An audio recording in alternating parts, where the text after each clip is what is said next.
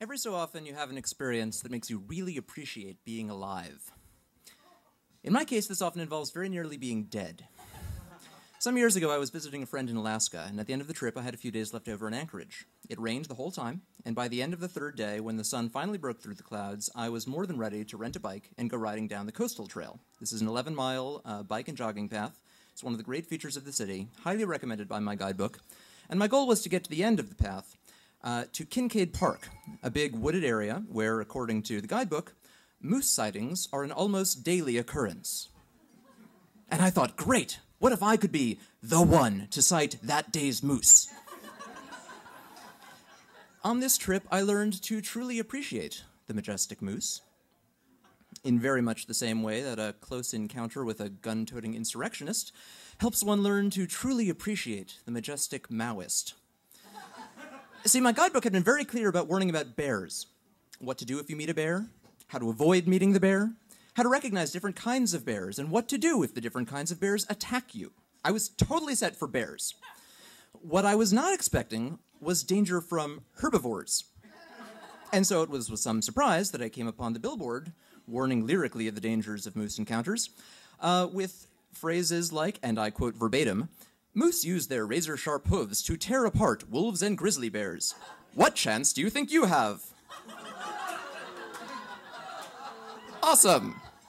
So a little further on, the path went into the woods, and around the corner to the left was a meadow in which were two enormous bull moose. It was the whole moose 9 yards. Huge rack of antlers, big hanging dewlap. It was so moose. And I very cautiously stopped. I took some photographs. Awesome, awesome. And now on to Kincaid Park. Well, a little further ahead, I thought I saw a rustling in the bushes, so I stopped, and sure enough, a moment later, out came an enormous cow moose, followed by a calf, and another calf, and the three of them took up positions by the side of the path, eating the bushes. Well, they were between me and Kincaid Park, and I had to get to Kincaid Park. So I got off my bike and very slowly and politely walked past them. I didn't appreciate it at the time, but this was really stupid. It turns out that moose are extremely unpredictable animals. They can just totally decide to kill you for no reason. And a mother with her calves needs less reason. This is the part where later I was telling my Alaskan friend about the whole experience, and I got to this point, and she turned white and went, "You went past them?" Well, God watches over fools. I made it to the other side without incident, got back on my bike, and a few minutes later, I was at the end of the trail. I had reached Kincaid Park. And now I had a new problem. I was now 11 miles away from the bike shop, where I had to return my bike no later than 10 p.m. It was now 9, I had started at 7. So I had to get back twice as fast as I had gotten out. Also, it was now dark and raining, so I headed back at higher speed, and look, the mother moose and her calves, right where I'd left them. And now I really had to get past them. The mother was literally snorting clouds of steam from her nostrils.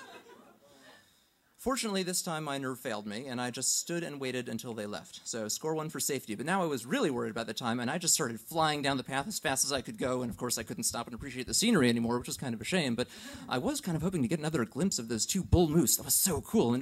But this all kind of looked the same. I wasn't really sure where they'd been, but as I started to go around a turn, I thought there was a meadow that might have been the one. Yes, I could just see one of the moose a little ways off. I couldn't quite see the other one. And as I glanced back at the path for a second, there was the other bull moose standing in the middle of the bike path, getting closer to me at roughly the maximum speed a bike can travel.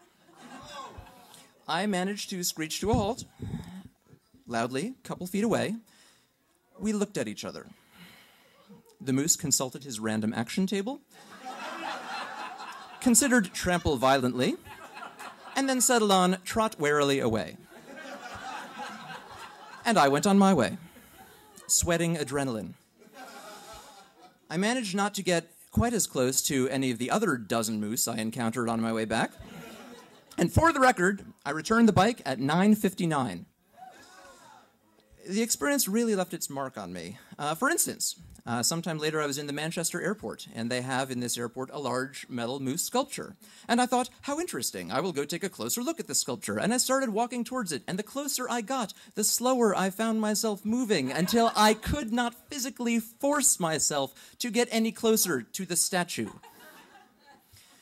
All in all, the whole experience really gave me a deep new appreciation of the importance of things like safety and good judgment. And it was at least 3 months before the next time I grossly endangered my life by ducking under a boundary rope and accidentally skiing off a cliff. But that, my friends, is another story.